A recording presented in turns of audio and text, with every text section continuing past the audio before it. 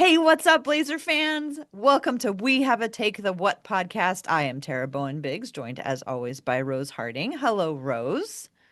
Hi, Tara. How are you doing today? I am doing great, and it's been a while since we had a guest on. And today, Kat from the group chat and from Blue Sky, you know her as what are you on? What are you on Blue Sky, Kat? Catrenzer. Kat Renzer on Blue Sky, our G League correspondent, but also a big Blazer fan. We're really happy to have you. We've actually seen each other in person a couple times this week. It's kind of amazing. The three of us went to the Boston game together. That was really fun. We'll talk about it in a minute. And then we had a meetup the other day. It was great to see our friend Cassidy as well. So, wow, things are just going great. Good to see you too. I was going to say, I think that we've seen each other more in the last week than maybe the previous year because we saw Yeah, each other at like a game, we had lunch together, and maybe I'll see you all tomorrow at the game. Who knows? yeah. Yeah, that is true. And time to get cheesy and sentimental, but the following the Blazers has always been fun and it's always been, something I love to do, but the best thing that comes out of it is the people that I've met along the way. It's totally true. It is true. Very Because true. it's so much more fun to cheer with your friends. I'm sorry, cheering alone is fun, but cheering with friends that want the same things that you want, that's exceptionally good fun. And And it's fun to commiserating. run into people at games. You can meet up, walk around the concourse. It's fun. Well, and It and is. back when we were all on the other place, because we all met on the other place. We all met on Twitter. We would maybe not have met each other if we hadn't been doing the social media. So there's definitely downsides to it, but there's also some upsides, and I'm just gonna hang on to those because I got, some great friends out of it. Yeah, and like the bad place served its purpose. Like we all found each other and we all have more friends around basketball because of it and you know. But I tell you, I miss so many updates. I'm constantly the one in the group chat going, "Where did you see that? Where did you see that? Where did that come from?" Because we used to get so many updates that way. And now it's just like I have to like go out and hunt for the injury reports. I either, it's frustrating like I got so used to having all this information at my fingertips, that's, I guess, a me problem. That information is not as readily available, but we have to spend a lot of time looking for injury reports as fans of this team. Yeah, and you might not be looking for anything that's out there. We also learned because, sometimes they just aren't being published. Mhm.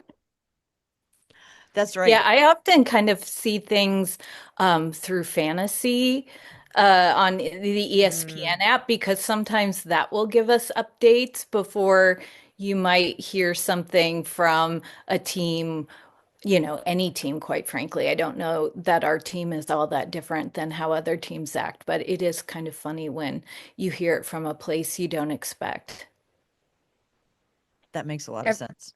Everything revolves around gambling, man. Mm. Fantasy's giving us updates. People are like, it's not fair on FanDuel or whatever. We gotta have injury updates every 15 minutes.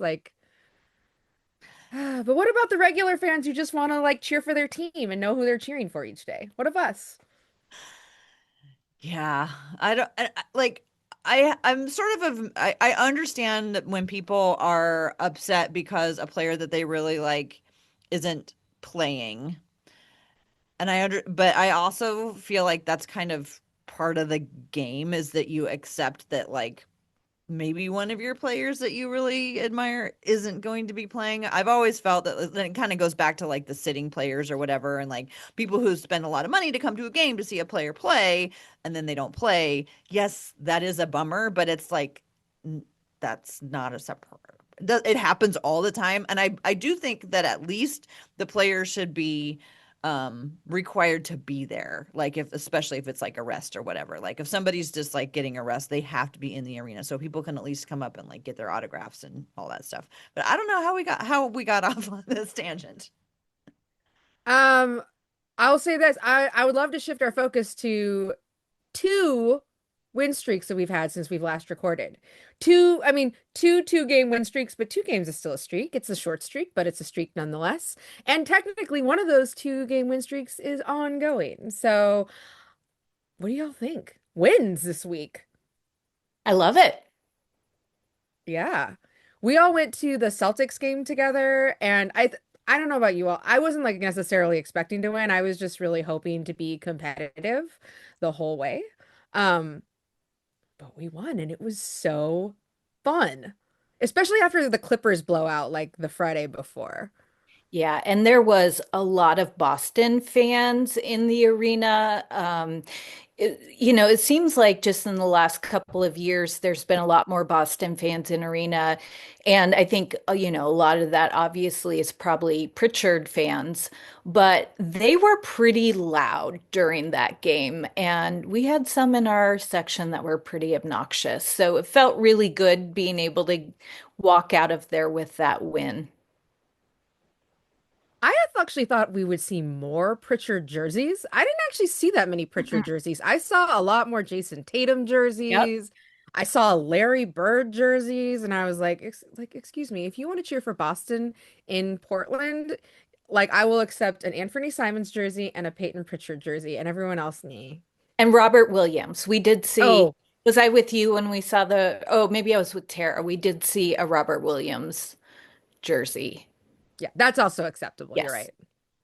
Did we see any holiday jerseys? Boston holiday jerseys? I didn't see one. I I didn't was see. looking for one, but I didn't see one. And I didn't see an Ant jersey either, which I was a little sad. We didn't see a single Boston Ant jersey because when Dame came through with Milwaukee the first game, like we saw a ton of Lillard Milwaukee Mhm. jerseys in Portland. Uh, I would call the two game winning streaks. I would also call that 4 out of 5.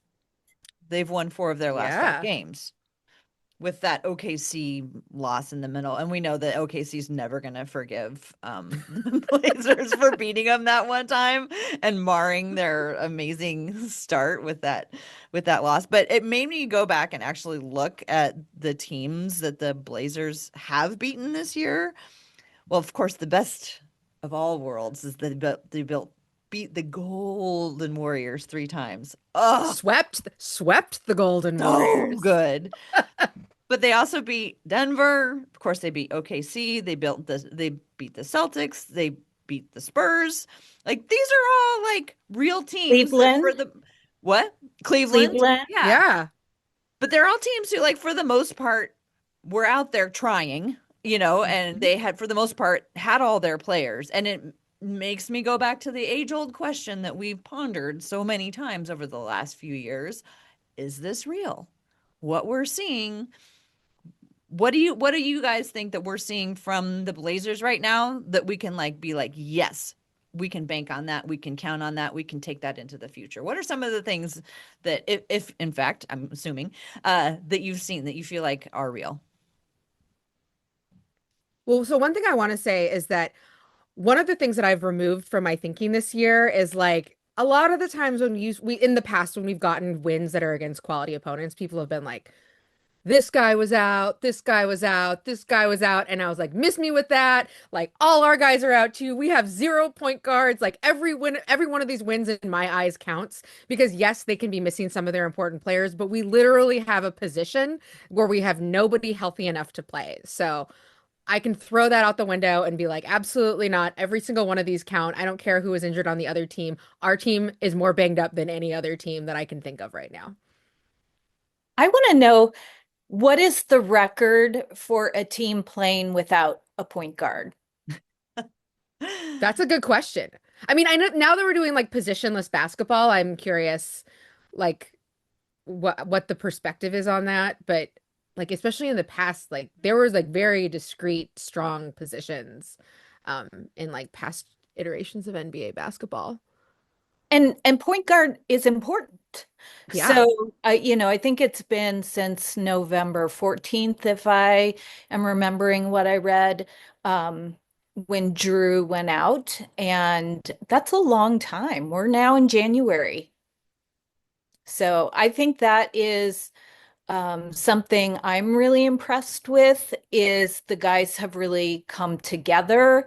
Um, Listening to Denny's post game, and he's mentioned this multiple times now, how much he likes playing with this group of guys and how they have really good chemistry and they're fun to play with. I think uh, being fun to play with is kind of one of those it's one of those pieces of basketball that makes you a better team. It's not necessarily something that has to be there, but it helps guys relax. It helps guys want to be there, give their all. And I think that's a really good thing to hear. Yeah, probably especially as they're learning, and being young, just being able to layer on just a little bit of success has just really taken it to another level. Because, the person I've been watching all season is Donovan. I talk about him like every episode. And I was actually watching a bunch of Deni highlights because people are posting, obviously, because he's just having such a phenomenal season, such a breakout. Like, I'm seeing, MIP. I'm seeing people say, actually, if you look at his numbers, he's playing at an MVP level. And, so there's all kinds of accolades going out for Deni, lots of great highlights being posted. And who's involved in so many of those highlights is Donovan Clingan. Donovan Clingan is right there. He is either like dunking off of a Deni pass, he's boxing out somebody so that Deni can get to the rim, he's screening somebody at the top, he's making threes because Deni kicked it back out to him. It's so amazing how many of Deni's highlights feature Donovan as well.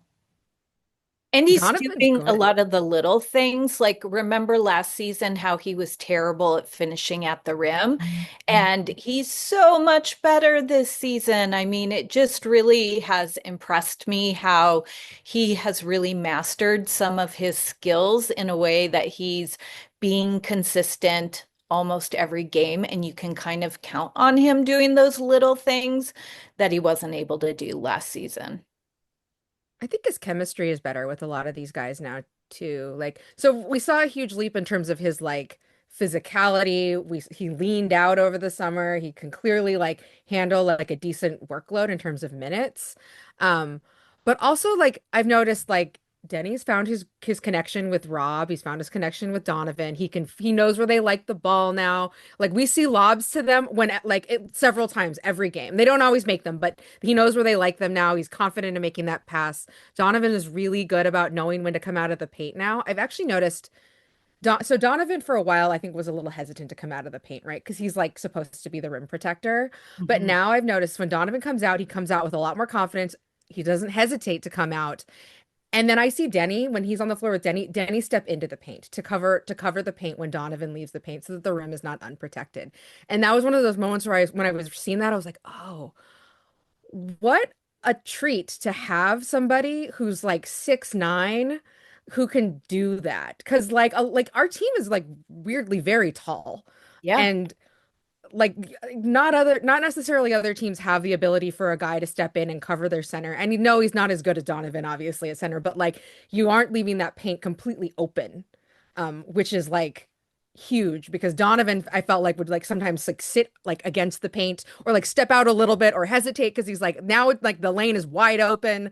And now he can move out there with much more confidence. He moves out there quickly and he contests shots, which like if he was just protecting the rim, I'd be happy. But like he's also like stepping out to like contest shots on the perimeter, which feels like an area of growth for him last season that I've seen emerge this season. I've seen back in the days when it was like, Ed Davis or Al Farouk Aminu or Mo Harkless. I used to enjoy it, even though it was not a good thing. But I always loved it when guys wanted rebounds so badly that they crashed into each other. Um, because then we had a period where we weren't getting rebounds and nobody was crashing into each other. But what I've noticed lately, at least in the last few weeks, is the amount of times that there are two guys there to get the rebound, but they're so much more organized about it. Control tips are everywhere. There's so Yeah. many control tips now. Hmm. Yeah, and even when there's two of them under the basket, like they're not stepping on each other, crashing into each other. They're like orchestrating something on purpose. And it's like, wow, that was like Chris Murray's getting in on it, Tumani's getting in on it, Denny is also getting in on it, and who else have I noticed doing it? Rob, I think. Have you guys? You see strategic box outs, Mhm. where like two guys could technically go for the rebound, but one guy boxes out while the other guy collects the rebound, or a control tip to somebody because it's like a little bit sketchy about whether they could reel in the ball. Like there's a lot more trust for sure when you see that rebounding. And it's like I think it's really like with Donovan, I've seen it probably the most because he fights for every rebound. I used to get I don't know if about you all, but like I used to get so nervous watching his hands last season because I felt like teams were really going after his hands. Like on the tape, they all saw like his hands are suspect. We're gonna go after them. And this year, he's like, no, that's my rebound. And if it's not gonna be mine, it's gonna be my teammates, but it's not gonna be yours. Absolutely. Well, and speaking of his hands on the offensive end, I was looking at all of his dunks, so many two-handed dunks. Like I remember he used to miss a lot, or it felt like he missed a lot. It felt like he'd go up and he would have it stolen from him, or he just couldn't control it on the way up. And I feel like in the past there were a lot more two-handed dunks, but I was looking and it's just like both hands, both hands, both hands, both hands, both like in the list. And occasionally he'll go up with one hand. But I think you're right. I think after last season, he made a concerted effort to work on his hands, and teams have had a harder time. I've been a little bit, especially since it's the beginning of the season, wondering how much of this success, quote in quotes, that they've seen. But I would say they're more successful this year than they were last year at this time. But I wonder how much of it is from teams not really taking them seriously, but now having to take them seriously. Like I wonder, like, we saw what OKC did after they lost to them. They quickly corrected. So I wonder how many corrections we're going to see in the second half of the season. Obviously Golden State couldn't do it, but I wonder how some of these other teams will be able to correct after they've played the team. Yeah. Yeah, that's a huge question mark, especially because I like I think that people became accustomed to coming into Portland and like considering it like a either a get right night or like a rest your stars night. But remember that quote that Ant Edwards gave at the beginning of the season after the first game? He was like, "There's no more nights off in Portland. Those guys are picking you up like full court at like the whole game, and you're gonna have to work hard for wins here now." So he told him, Yeah, and what's interesting is that was, well, of course, before the coach got arrested, but also when they had Blake Wesley and Matisse, who were "Yeah, absolute demons, picking everybody up at 94 feet. But even with all these, defensive players sitting, everybody else has still stepped up the defense. And I think that's another thing that's real because unlike shooting, which you can be streaky at, like defense, like once you get it, I think you pretty much get it. And if you're just doing consistent effort, you're going to have success with it. And so I think the defense is real. And last night when Donovan said that they were sticking to the script, I was like, I wonder if that's something that they're saying in practice to them, stick to the script, or if that's something that Donovan came up with, because I feel like the last couple of years have been pretty unscripted. I wonder if that's also a difference between Tiago and Chauncey. Like it's interesting. It's hard to know exactly the kind of coach that Tiago would be if he had the complete autonomy of a head coach. Like he's an interim, which kind of like suggests that he doesn't have like, the ability to do everything he wants. He didn't pick his staff. Like who knows if like what his coaching style would look like without it. But I can imagine like little things here and there kind of trickling their way into the culture that maybe Chauncey wouldn't have done. And that could be one of them. Well, sometimes Tiago just looks scary.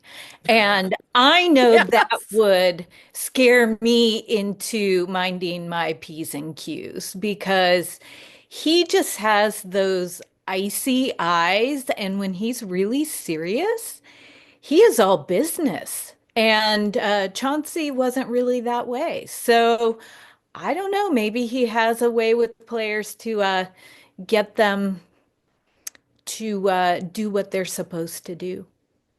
Tiago's also a really direct communicator. Like he doesn't mince words, he doesn't fluff it up. Like he doesn't like Chauncey used to fluff it up sometimes about when he wanted to say that, oh, so and so didn't have a great night. Tiago will be like, he didn't play well tonight. Like he'll just say it out loud and into a microphone. And I don't know if that's just kind of his way or if it's like, I acknowledge he's like operating in his second language. Like you just don't never know. But if that's his style, like I can imagine that players not wanting to piss him off because he might be very direct. Yeah. I've been enjoying watching the communication between the players. Some of it is a little more visible now because they have like Hansen on the team, and there was that clip that they were showing of Deni and Hansen trying to have a conversation, and then them calling over the translator to help them communicate. But also, I've just noticed a lot of those guys like talking to each other, especially Rob talking to each other. And have you guys noticed the Rob Hansen minutes? Then how they're coming in together? You know, I love that Yes. kind of thing. And it's I love something that's something that I didn't think that we would necessarily see. Like I remember people asking Chauncey at the beginning of the season about whether we would see Donovan and Hansen together, and he was like, no. So I just kind of assumed that he probably wasn't going to play Robin Hansen, but I think it's very interesting that it's clearly not just like an accident. We've seen it a couple of times now. And I'm very curious how, if that's like going to be like a longer term thing, we're going to play two bigs. Yeah, because in one of his post-game conferences, Tiago's, he said that we were going to see Hansen more on nights when Rob Will was sitting out. Hmm. Yeah. And so something has changed, and I don't know if it's just guys getting injured more or exhausted from, everybody trying to help out or what, but it is very interesting. And I love Rob Will minutes. I mean, that guy, I think he has really excellent court vision. Like he's one of those guys I think has eyes in the back of his head because he always knows exactly where he needs to be. And some of his blocks feel like they come out of absolutely nowhere. And then he is jumping high into the sky with authority. And it's just fun. He's a fun player to watch. I know that, he's definitely one of those people that could potentially be on the trade block, but I really like him. Yeah, I would love for him to be sticking around here longer term. Uh, when we did our listener takes, one of the takes was that Rob Will was going to sign a team friendly extension in the off season, and I was like, please let's manifest that because he has been when he's been able to play, and it seems like they found their dynamic for like keeping him healthy, which is to like rest him on back to backs, like not play him too many minutes, and he's been able to stay healthy enough to like stay in regular rotation that way. Um, he really adds a lot, honestly. Like one of the things that I noticed about him more than maybe any other guy, which is wild, is that no one has ever passed him the ball and he's not been ready for it.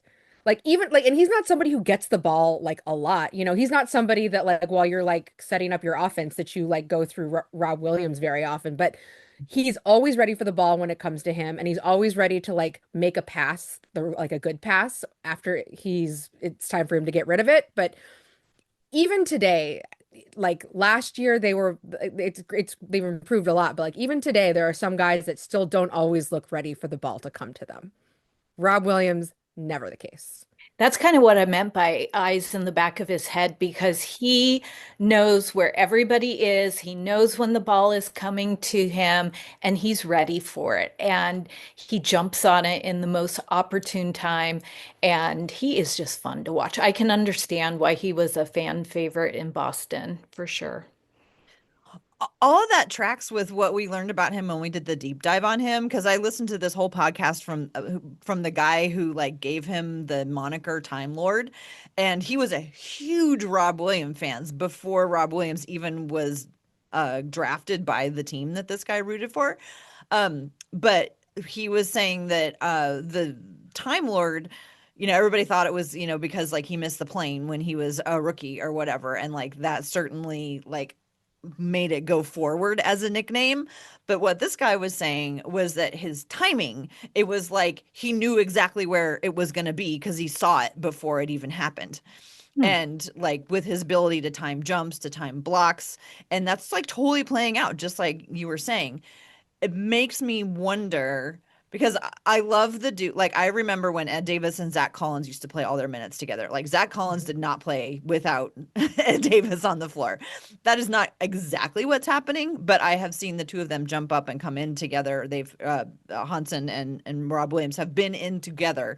And I wonder if some of that is because just experiencing next to Rob, being able to do some of the things that he can do is a good experience for Hansen, especially as somebody who is going to be used as more of a passer, as more of a facilitator, of more somebody who things might run through a little bit more.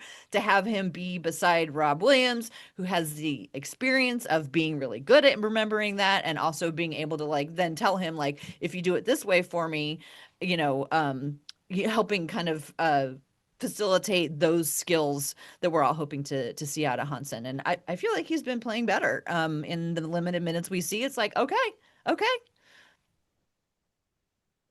Yeah, I mean, I think that we've seen him grow quite a bit since the beginning of the season, even like, and I've always had a lot more. I think I was going to be like willing to be more patient and thinking that it was important to be patient with Hansen because his development process is not going to be the same because he needs to work through a translator. He can't walk up to a referee and get an explanation for a foul. Like he really has to go back, look at the tape with his team and then talk through what went wrong and what he should do instead the next time. And that just slows the process down for learning because you aren't able to do that in real time. But I like these like kind of these short shifts for him where he gets the opportunity to play and then hopefully he gets the opportunity to review and talk about it with somebody so that he can use that experience while it's fresh in his head to continue to develop. Absolutely. I think I expected him to be a project just because they talked about him being a project. It seems like some folks had higher expectations, but he's kind of been exactly where I thought he would be. And I hope that we can see that jump next year. I'm hoping that, some of the ability to be on the court and athleticism. I hope he'll have a similar transition as Clingan did from last year to this season. I think it may take a couple of seasons for him, but it's good that he's getting some practice in during the game. Oh, this is a great time for us to segue into our other topic. We asked Kat on specifically because you are a remix lifelong season ticket holder. You've had your season tickets since the remix started. You go to a lot of games, and Hansen has played a couple of games. Mhm. I guess let's start the remix conversation. Okay. Maybe let's start with Hansen, but anywhere you want to take it also because you're the one who's been to the remix games. So yeah, how what did Hansen look like when he played with the remix? He looked better. He looked more comfortable. But I also think that the G League is kind of a run and gun league. And so the defensive, um, what is the word I'm looking for? The defensive Short? strategies are not as Shorter? they're a level under the NBA. So, I think what we got to see out of Hansen is some of the scoring that he is capable of doing, a little bit more of the passing that we were told about before he landed on our team. You can see a lot more of that in the G League just because the defensive strategies are not as strong as the NBA. So he was able to kind of play that role. He had a double double at least one game. I'm thinking maybe two games.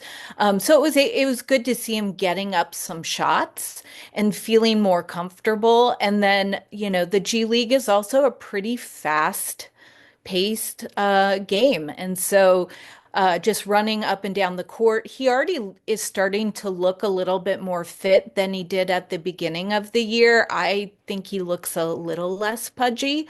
Pudgy isn't the right word because he's was never pudgy, but it feels like he's trimmed up a little bit already. And so the games where I've seen him play on the remix have been really fun games. And I really recommend if you see that Hansen is getting assigned to the remix and they've got some Portland games in town, go to the games. It's fun to watch them up front. I've noticed that the guys do a lot of communicating with their arms and gestures and pointing. And then after the play, they will have a discussion. Chris is at those games as well, so he's there to interpret during timeouts and that kind of thing. But honestly, in-game communication, they're doing a lot of hand motions, and they're all trying really hard to communicate with him, which is really nice. Yeah. Have you seen him be able to direct traffic? Some of the and I ask this because during Summer League, I could feel like he really wanted to direct traffic on the offensive end. He wanted to tell guys where to go, where to move. And because of the language barrier and like especially with like Summer League guys, it was like a lot of them had not played together for more than a few weeks. It was harder to do, but I was wondering if maybe he's able to build some of that chemistry and relationship and direct traffic on the offensive end. Absolutely. I've seen that. And you see it in the hand motions, Mm. which I don't know is always as helpful because the other team can see it as well. But you can definitely see where he is trying really hard to communicate. And so I don't know if how they are doing that communication because they're definitely talking after plays happen. And so I think he's telling them where they want him to be. I have also recognized, because you can hear everything on the court, that he is learning English swear words. So that is kind of fun. Uh, Don't they all? He's just like all of us, right? Those are the first words that you learn, but absolutely, I'm seeing that. So I think it's really just fun to go and watch him. And, I I think that it's good for him to kind of go back and forth. I think it's really important for him to be with the Blazers, though, as a team, because he also needs to learn those plays. And the G League plays different. But if they're in Portland and they've got some home games, which they will have a fair amount of games coming up, it's been a weird season schedule-wise with the remix. So the G League starts. It started the first week into November, and they did not have their first home game until December. Wow. So practically 3.5 weeks of the first part of the season were all away games. And then they played a bunch of games in December, and then at the end of December, they go to the winter tournament. And then they come back, and in the G League, the season starts over again stat wise. So you're starting fresh with a new record. And they've been on the road quite a bit, except for we had one game last week, and then they're gone for 2 weeks. But then we're going to have a lot of home games after mid-January. So there'll be, I think, probably a lot of opportunities to see him play. The other interesting thing, so we have three two-way players, um, and two of them I don't think have played a single game with the remix. Yeah. So Love and Sidy Cissoko have been mainly playing with the Trailblazers. So I Yeah. don't know what's going to happen with them. I'm hoping that we see those guys get contracts, but we haven't seen them play with the remix this year.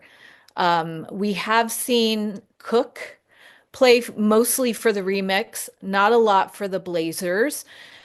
He's an interesting guy because he is a good player on the remix. I think he's their scoring leader, and he is really a crafty guy. He's a guard, so he has a good ability to see the court.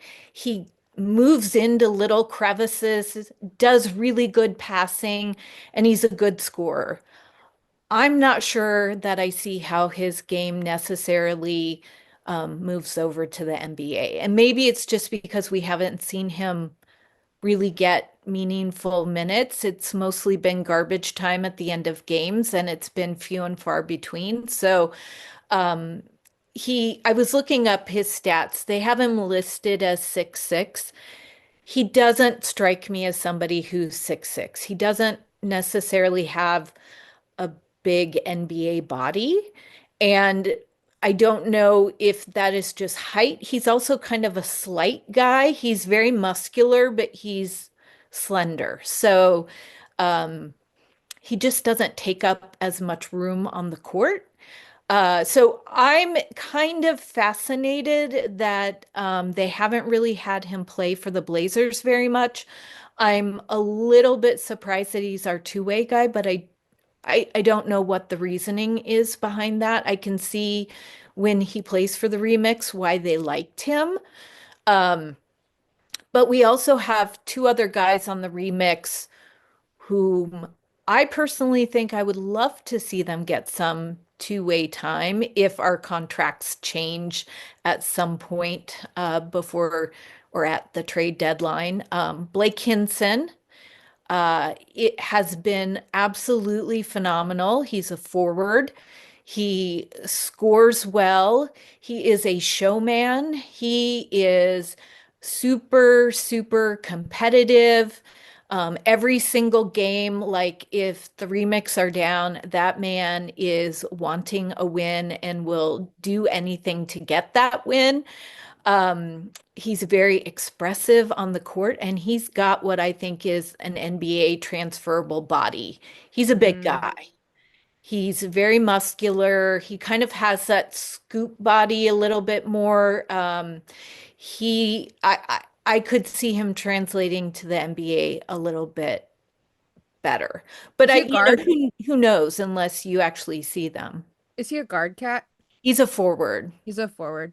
One of the things that I thought about with Javante Cook that was a little surprising to me when he became our third two-way guy was he's like 26. Yeah.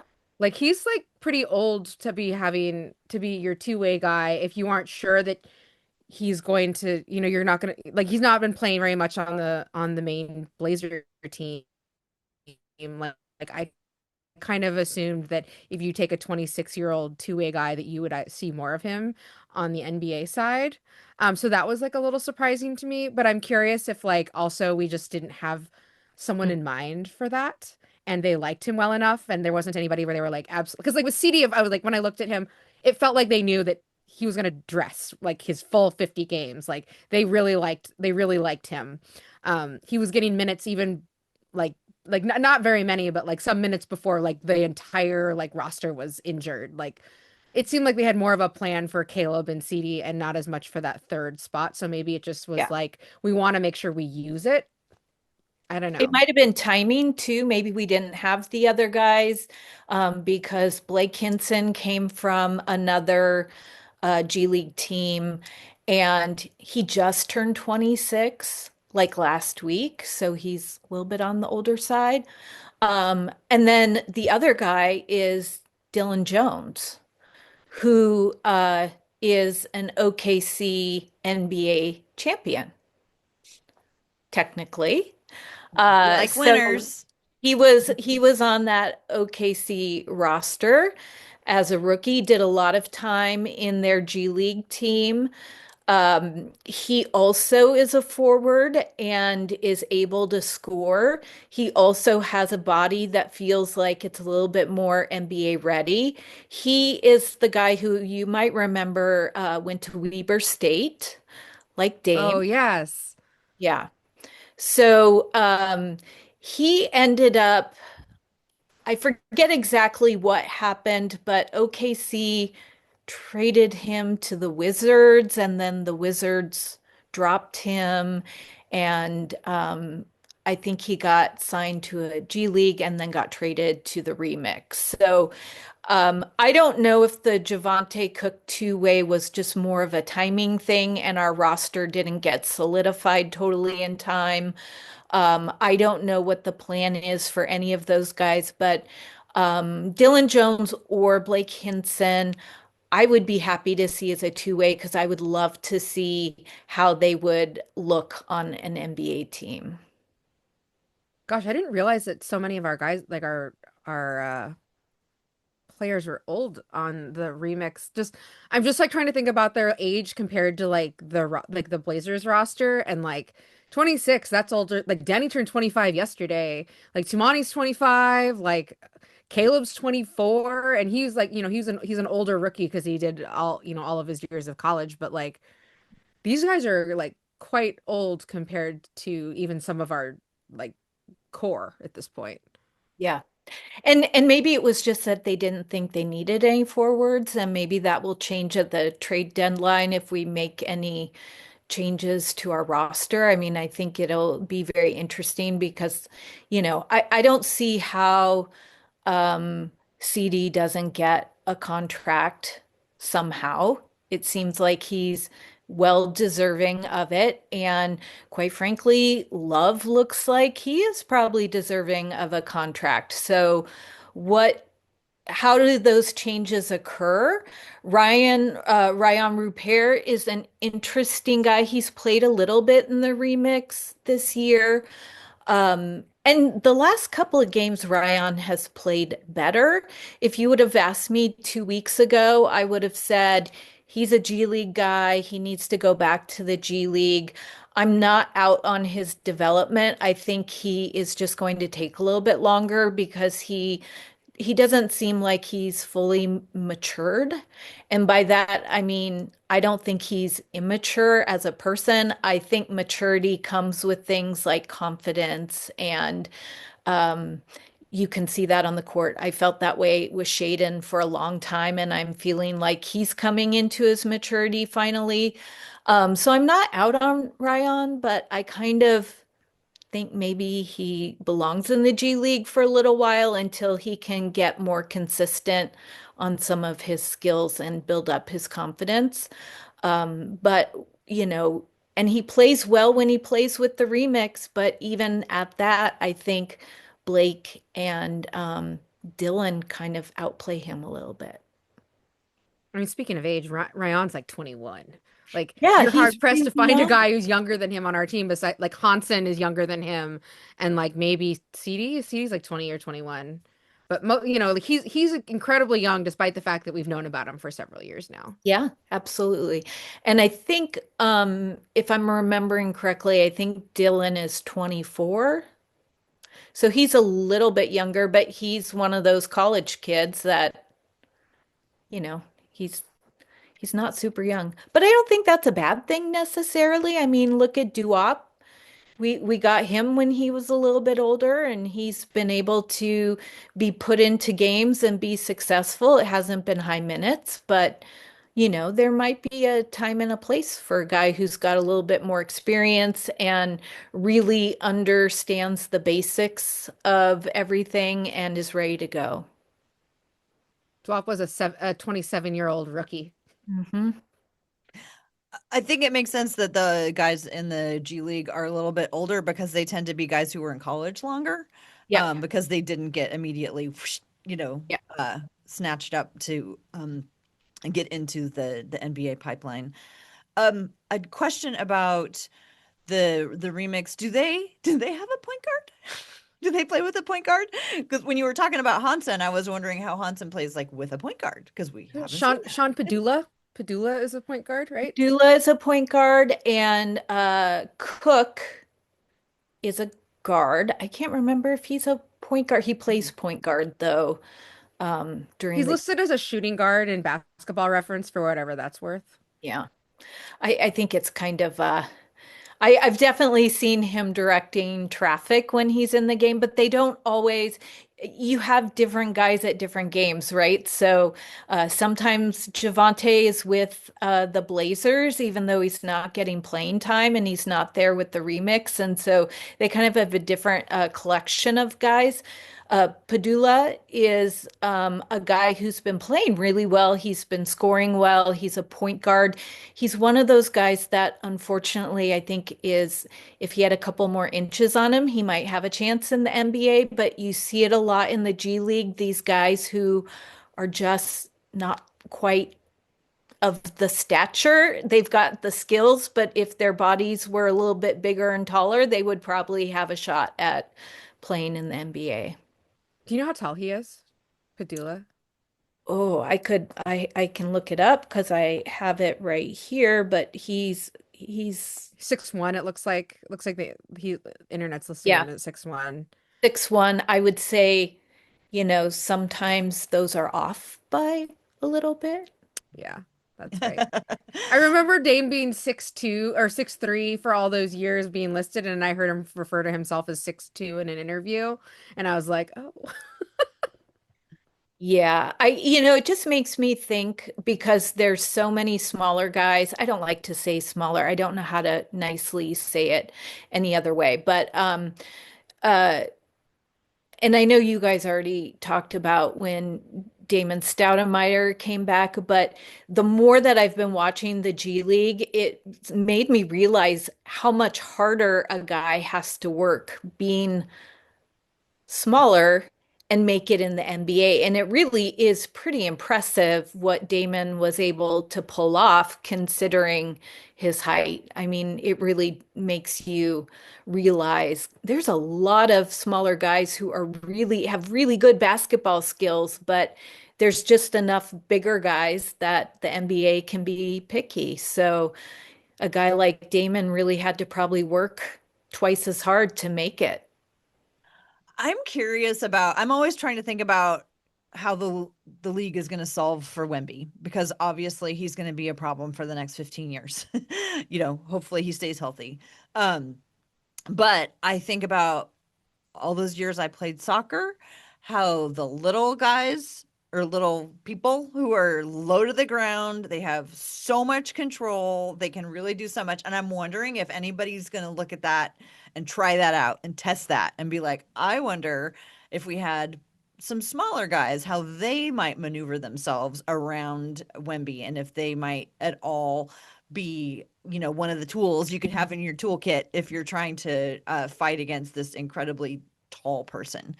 I have no idea, but I'm just wondering. And I was thinking about it because I know that G League is experimental and it's not like a straight line because obviously Wemby is not playing in the G League.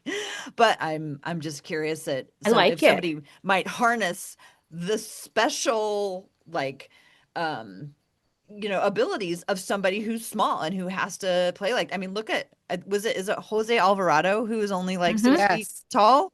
Yeah. I think Who's he's 5'11". He's He's causing a small. lot of problems for a lot of people, and I just think it would be worth experimenting with. Um, so I don't know, I but like that idea. Maybe and this could you be got to try Yuki. something.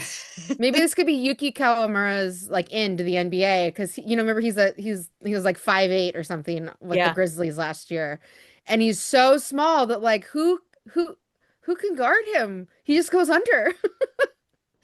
Yeah, it's just I don't know. It's just something, and I think about what we've heard about the G League, and again, it's not a straight line, but we've heard about some teams trying things out in the G League and then applying them to their non-G League team, and I'm wondering if you've noticed anything like that, any similarities to how they might run things.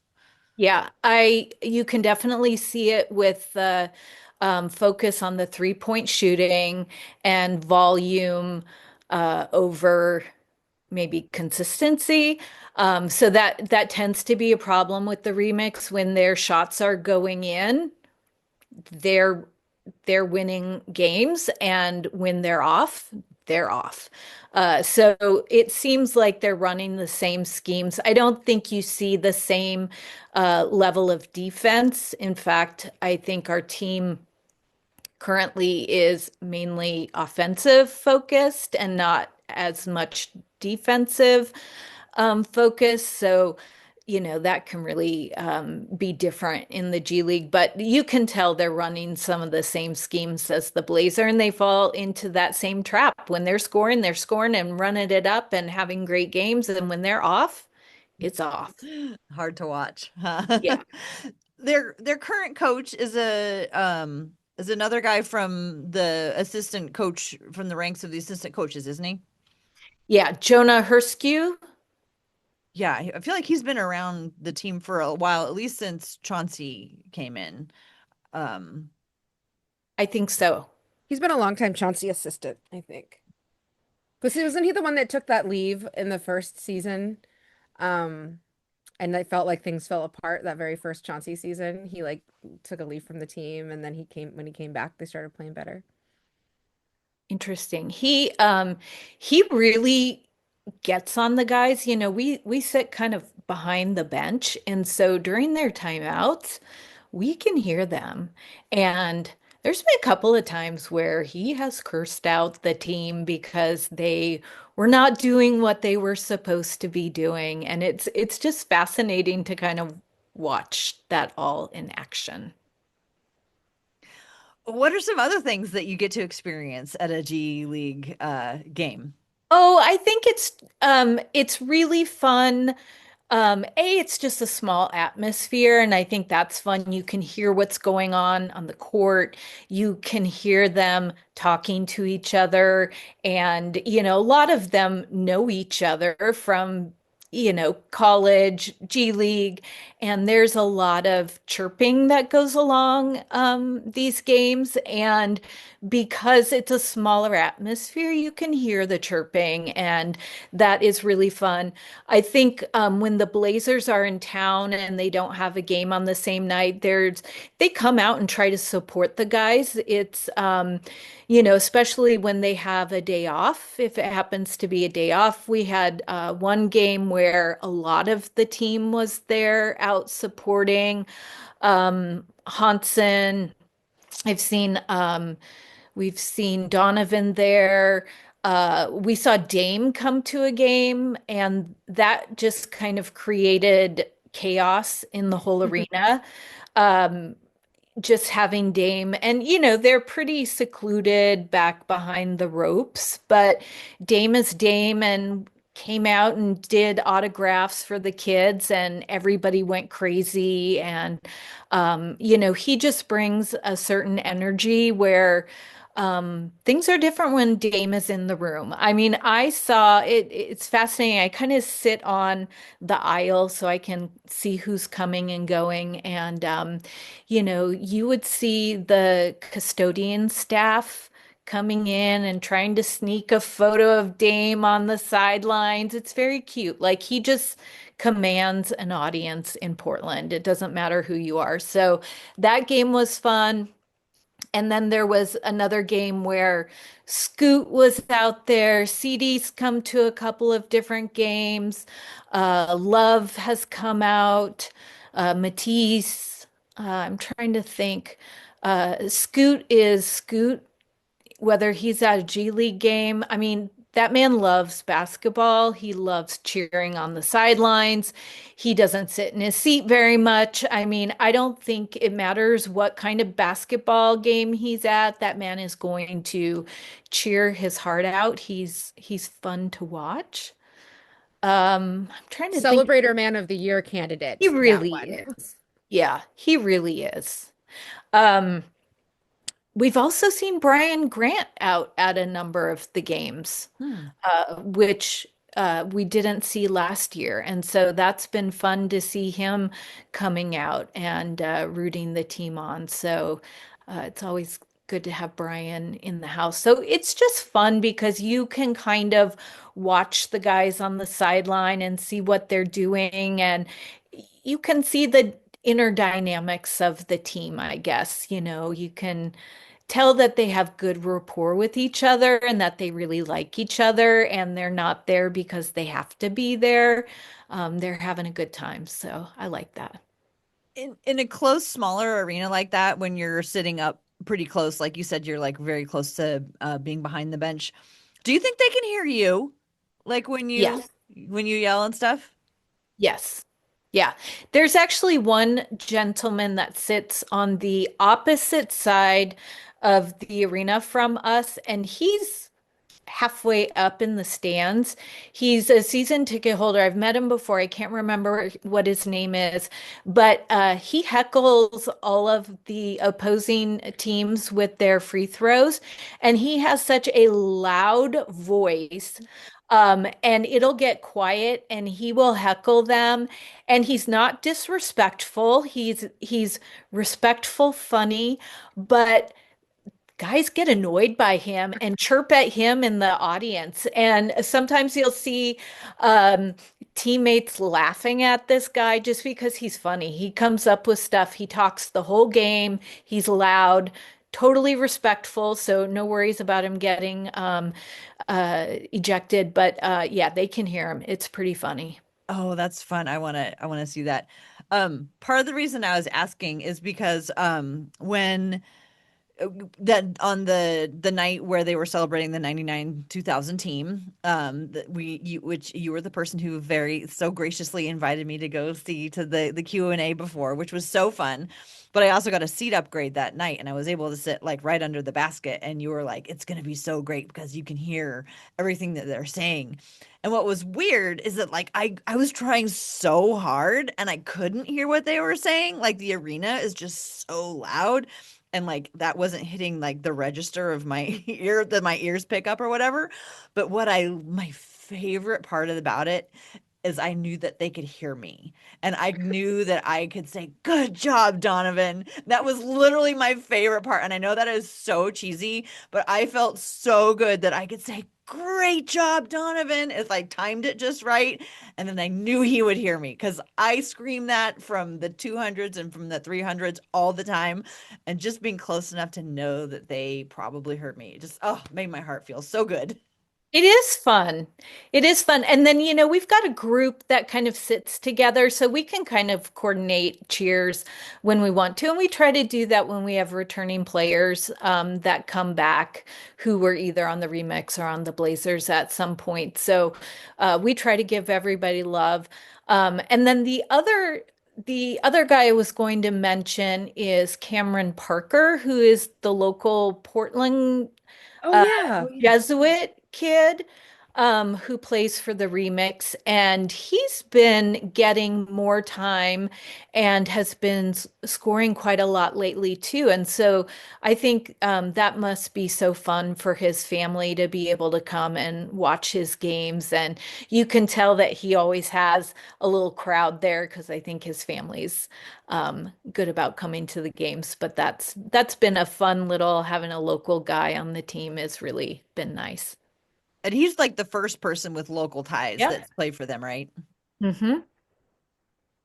Always like that because I grew up in Eugene, and in Eugene it wasn't very common, but every now and then there'd be like a local guy who made it on the football team. Just Herbert was like the one that was like the first big star to like be from Eugene and play for Oregon. Um, but like it's always like it feels different when you get to cheer for that guy who you're like, we ate at the same places growing up. We went to the same, like we go to all the same places. Like you know what it's like to live here and be from here, and then they get to like represent you like to the world for something as big as sports. It always just feels really nice to cheer for those folks.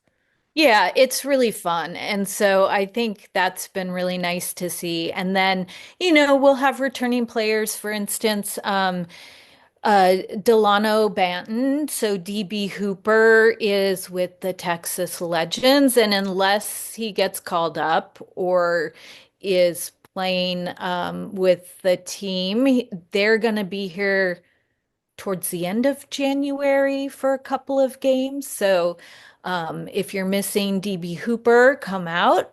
Fun. If he's still in the G League by that point. But the G League is just a funny place. I was telling Tara beforehand, um, the game that I went to last week, we showed up. They announced the starters. There was a new guy starting that we had never heard of. We kind of look at each other. who is this guy? We look him up on the roster. He's not on the roster. They're a little slow about adding guys to the system. We had no idea who he was. There was no notice that we had signed somebody. I don't know if he's there temporarily because of injuries. We were a little bit shorthanded, or if he's a new guy on the team. It's very odd, but that's kind of how the G League operates.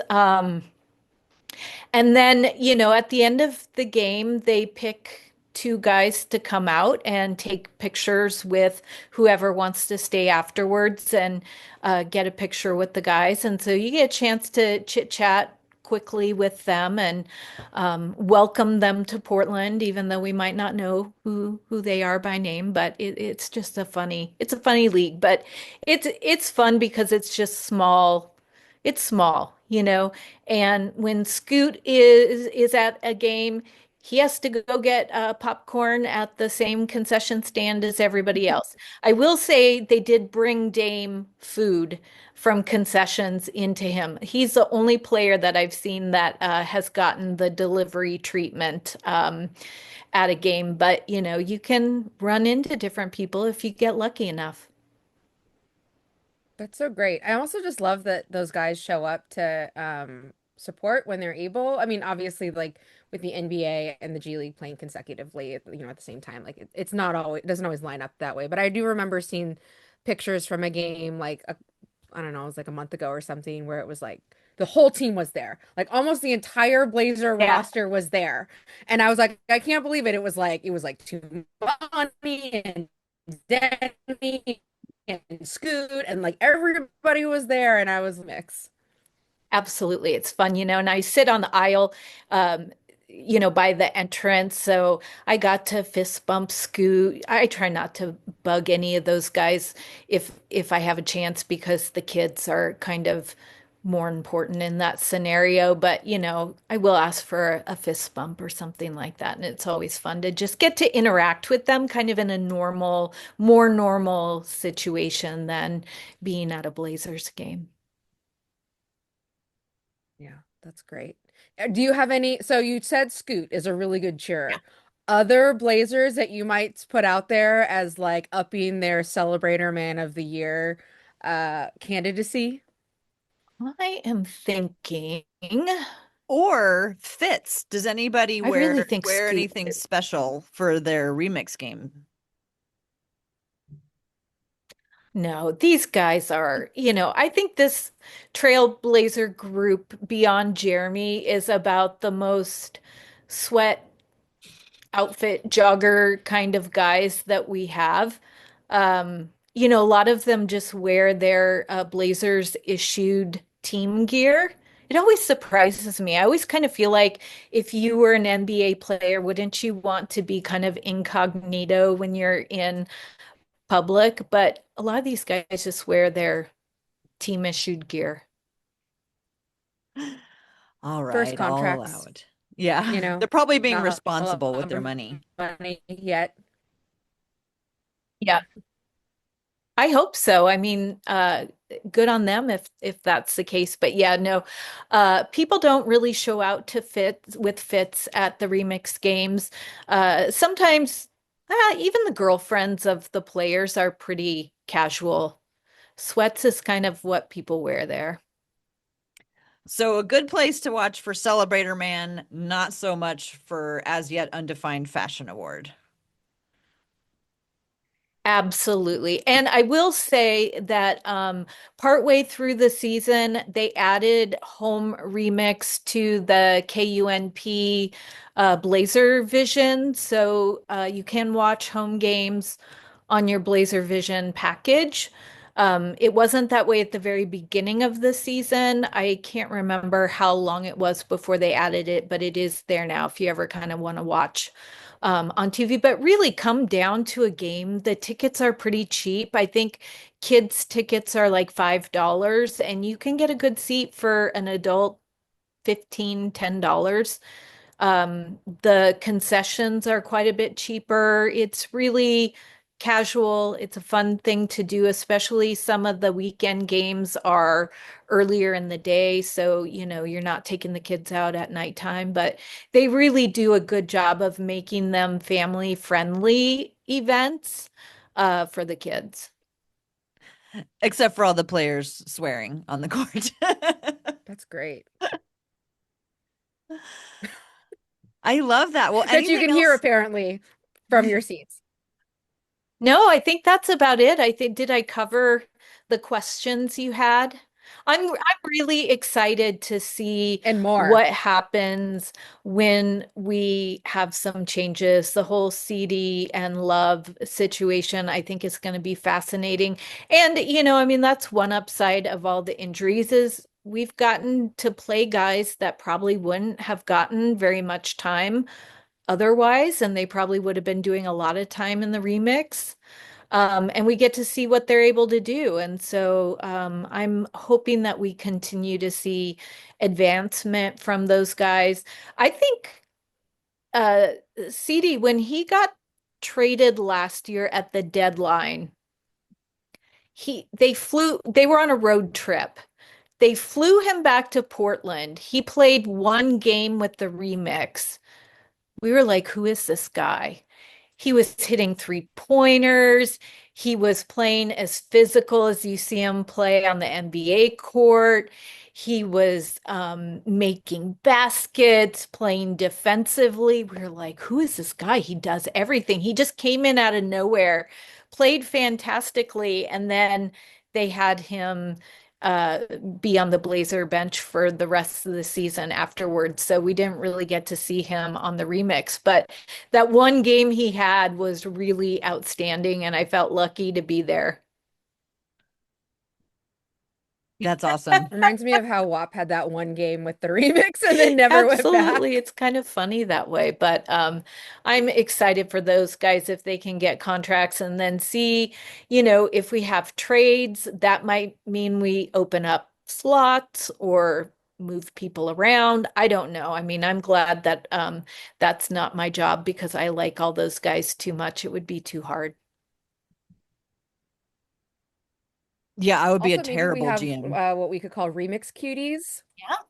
We could have remix cuties like Bryce McGowan's can be a Yeah. remix cutie who's now in the NBA. Like it gives a whole new group of guys to cheer on when we see them elsewhere. And I mean, I was just thinking about how like you were saying how CD and Caleb we might not have gotten a chance to see like this without injuries, but it's been clear with seeing them play like it's not that they're not deserving, it's just that the NBA is so talented, you know? So it's a great opportunity to see like the next group of guys that are going to be in the NBA ascend. I just had a thought about what you were saying about, seeing CD and Caleb being able to play. So much of it also like of the players depends on just like the right fit. Like they just weren't the right like CD just wasn't the right fit for what San Antonio was at that point and what they needed. And I just had this flash of like being so grateful that the Blazers are a team now where people can actually have a fit. You know what I Yeah. mean? Yeah. Like it's like, oh, he fits into the vision because we actually have one now. It's so exciting. So exciting. I Yeah, love and it. I know a lot of people still make fun of the Caleb Love experience, but like, where else would you want him but being mentored by Damian Lillard? I mean, I feel like um, he could get consistent with practice, and he's shown even in probably the last 4 weeks, I feel like he's gotten a lot more consistent than he was at the beginning of the season. But heck, getting mentored by Dame is not a bad place for him. That's his favorite player. He said that was his favorite player. It's who he models his game after. Like there's no better place for him than here. And I feel like if he can reach the ceiling, why not here? Like why can't he do that here? Absolutely. And where we really need shooters. That's the other thing. It's like the lack of shoot like we all talked at the beginning of the season about the lack of shooters. Like he answers a need that we have long talked about having. And like look at how well he's playing. He didn't hit four last night. I think last night he hit three threes off the bench, but like When Tara and I were on Mike Richmond's podcast earlier this week, he said, he thinks that if Caleb hits 4 threes off the bench, like Blazers win. Um, Yeah. and nobody else can do that right now. It's Caleb. And he really is trying defensively too. I mean, he's not a big guy, but he kind of gets in there and pokes the ball away. And I've been impressed with kind of just where he tries to get in, where he fits in. And sometimes he just kind of comes out of nowhere and is a little annoying to another player, and the ball comes loose, and it's great to see. Yeah, he talked about how he knew that if he was going to play, he had to play defense, and I love that for him that he's found enough to get on there. Well, this has been fantastic. Kat, thank you so much for telling us about what's going on with the remix. I now am like really excited. I want to go see a Texas Legends game because I would love to see DB Hooper again and see how Yeah. he's doing if he's still on the team. That's the other thing is people can like come and go so much on those teams. But yeah, I'm gonna look into if that fits into my schedule. But I think we should probably wrap it up here, which means it's time for takes. Would anybody like to go first with their take? I have my take. Yeah, Ready. what's your Let's take, hear it. Kat? Okay, talking about the remix and two-way players, Sidy Cissoko, whom I absolutely love and am going to buy his jersey this season. Um, Blazer fans, we need to spell his name right. I keep seeing all over the timelines where folks are spelling it wrong, and I know it's confusing because the two, City is spelled with an S, not a C, and Sissoko is spelled with a C, not an S. I have to think about it twice every time I write about him anywhere, but I think he's going to be on our team and we need to spell his name correctly. And that is not pointing fingers at anybody. I'm seeing a lot on the timeline where people are mixing it up and doing the opposite. So let's be thoughtful. Let's spell his name right. He belongs here. He's going to be on our team. Love it. Also, it's like one of the nicest things you can do, the most respectful things you can do is learn how to say people's names and spell people's names. I will say this though, when Tara and I were doing the deep dive on CD, it appears that maybe members of his family spell their last name differently. Ah, So, like, I think it's possible, from what I saw, I think it's possible his dad spells his last name Sissoko with a KHO at the end. hmm. And I don't know why that might be. Maybe that it's because that's a like a last name from a different culture where they use a different alphabet, and so turning it into like the Roman alphabet, like there's a little bit of wiggle room on how people Romanize. That's true in Korean. It's probably true in other languages, and so, but yes, we know the way he spells it. It's on his jersey. We see it on, like box scores and stuff. We can definitely spell his name right. Tara, do you have a take? I sure do. Um, I was thinking about this and I'm glad I'm not going to go the last because maybe it's a little bit of a downer. I'm not sure. But my take is I'm trying to appreciate what is happening right now, everybody who's doing whatever for the team because we have no idea what's going to happen when the new ownership takes over. No idea. And so I am just trying to live in this moment of what's going on with this team, who the players are, who the coach happens to be, the state of the arena, the people who are doing concessions in the Moda Center, which restaurants are there, what merchandise is available.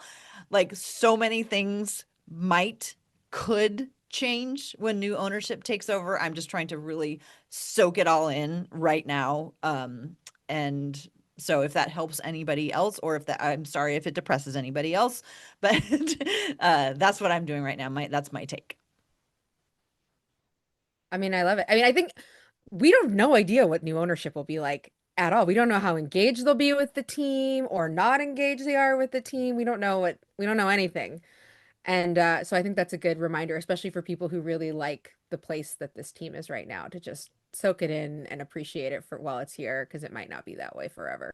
Yeah, and who knows? Maybe he'll come in and let everything just keep running, and but like they're gonna have to figure out the coaching situation, and I'm not sure how the fan base would, and also not sure how much the fan base is gonna have any influence on anything, but you know hiring yet another coach without a search probably won't go over very well. So just moving Tiago permanently into it would not go over. So whatever he brings and whatever unique branding, or unique brand of coaching he brings, that might not be there anymore. He may decide to go a different direction with different players like they did in Phoenix. It's just you just never know. I guess I'm feeling old and nostalgic with MTV shutting down, that I was like, wow, you gotta really appreciate things while you can. Yeah. Yeah, I can definitely get down with that take. My take is a little bit more of an upper than that, so maybe Good. it's good that I went last. So my take is seated by that Boston game that the three of us all went to together.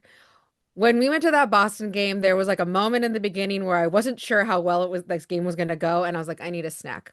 So Tara and I got up and we went and got popcorn.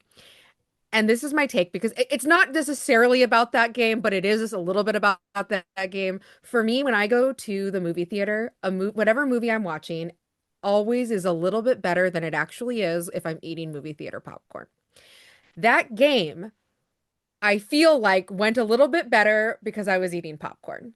And so what I'm saying is that now I think my in-arena snack has to be popcorn until I can prove that it's no longer effective, because that was such a phenomenal game. I was so proud of our guys, and it was not a game that anyone expected us to like win. Um, so anyway, popcorn, everything is better when you're eating like movie theater style popcorn to watch something. Maybe your guys play a little better. I don't know, but I will test that theory out tomorrow at the Jazz game and report back. I'm jealous because I had, in a period of 6 months, I cracked my teeth twice Oh on no. popcorn. And so I decided to give it up on my own because it was becoming too treacherous for my mouth. But you like it. Oh, yeah, I love it. Moda Center also they use the mushroom style popcorn, where it's like the big fluffy kernels and not the like butterfly popcorn where you have like the kernel at the center and then like the kind of edges splay out. Like the big fluffy popcorn for me is like the best. I had no idea there were multiple types of popcorn. I'm I didn't so either. impressed. Leave Oh it my to Rose to God. know. I had no Oh, idea. I love popcorn. And so I actually, when I get it for myself at home, if I pop it myself, I go online and there's like, if you go to like those Amish popcorn sites, they have all the different types of popcorn: blue popcorn, red popcorn, yellow popcorn, white popcorn, and some of them are mushroom popcorns that pop open that kind of look like the brain, Yeah. that are big and fluffy. They're Mhm. all different. They all have kind of different flavors about them. Although if you salt and butter it, like it all tastes the same. But like if you like have like a fine palate and want to like taste different popcorns, there are definitely popcorns with different like underlying flavors on them if you eat it plain. And the Amish are the popcorn experts. Who knew? I don't know why, but like they're always Amish. I don't know why they're always Amish, but the sites online where you get popcorn, it's always Amish popcorn. I don't know Well, why. they're farmers. I Yeah. mean, I can't get past Rose up late at night on an Amish popcorn site. I love that. And it's funny because I think I actually prefer the pop or the butterfly kind, Oh, because it with like the soaks more up crunchy more of the center. flavor. It's Yeah. it soaks up more of the flavor. It's got more like crevices in it. Yeah, sorry, Like there's Kat. We yeah. shouldn't be having this conversation in front of you. oh, Apologize. it's okay. I like popcorn. I just my teeth do not. Well, it was so great to catch up with you guys. Kat, thanks so much for coming on and helping us learn more about the remix this season. Let's see. I'm going to wrap it up here. You can find us on wherever you get podcasts. I am on Blue Sky at TCB Biggs. Rose is at Rose L. Harding. Kat, you're at Kat Renzer? No. Yeah, Catrenzer. Great. on Blue Sky. So thanks everybody for listening, and go Blazers.